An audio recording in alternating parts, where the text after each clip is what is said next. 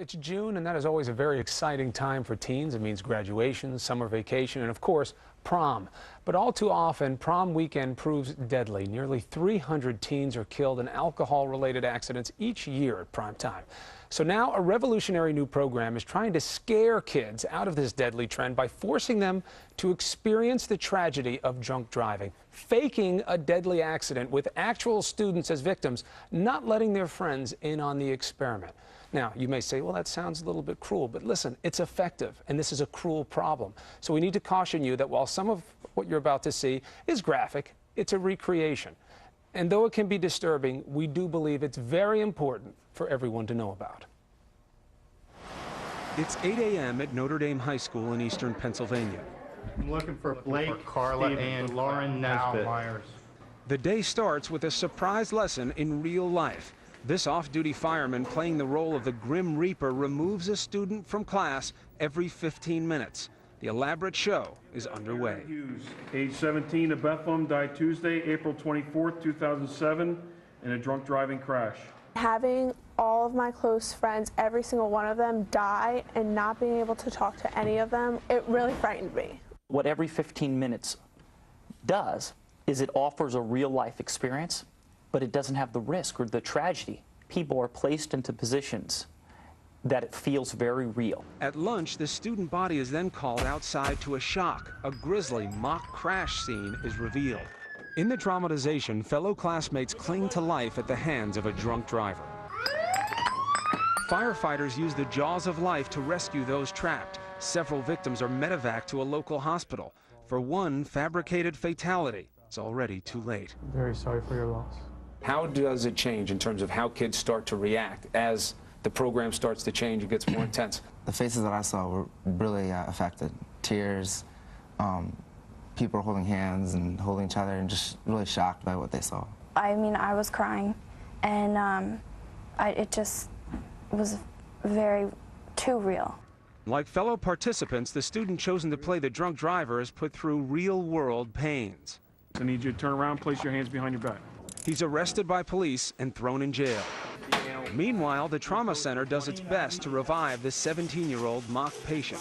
Her heart rate's dropping. I think we're losing her. We got to the trauma room, and I heard them pronounce that I was dead.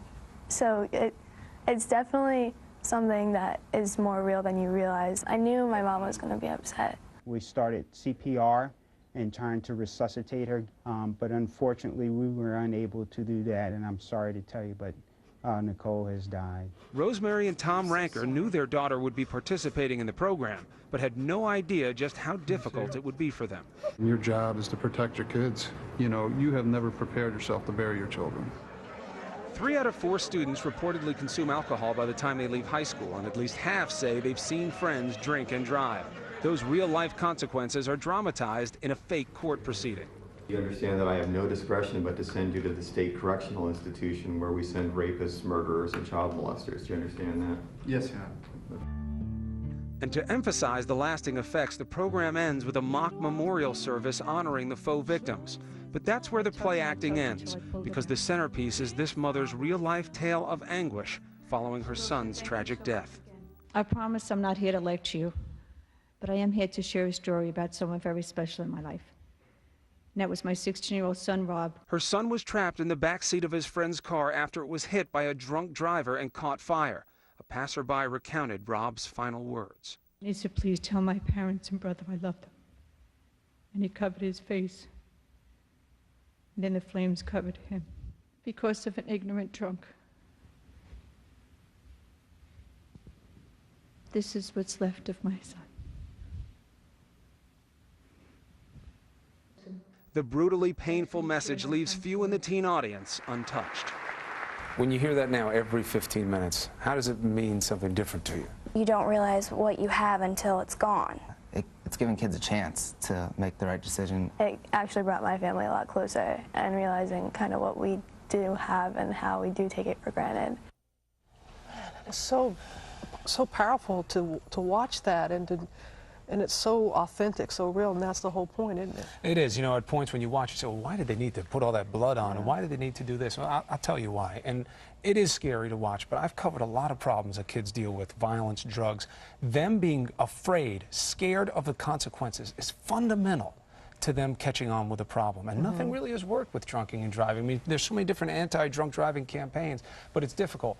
This one has effect, I think, because those kids get hit hard and deep by what this can mean, and so do the families, and it encourages them to get it. These kids that you saw in the piece were from Notre Dame High School in Easton, Pennsylvania. Great group of kids, learned a lot. Program goes on all over the country. It's very important because of how it's done, you know? Yeah, because of how it's done, and you said it best, you know, young people, they think they're invincible. Yeah. You know, they have no fear, and you have to put that in them for them to truly understand. Thanks for bringing that to us. Absolutely. Well done. Go to abcnews.com to find out more about the program called Every 15 Minutes. We'll be right back. You got it. You got to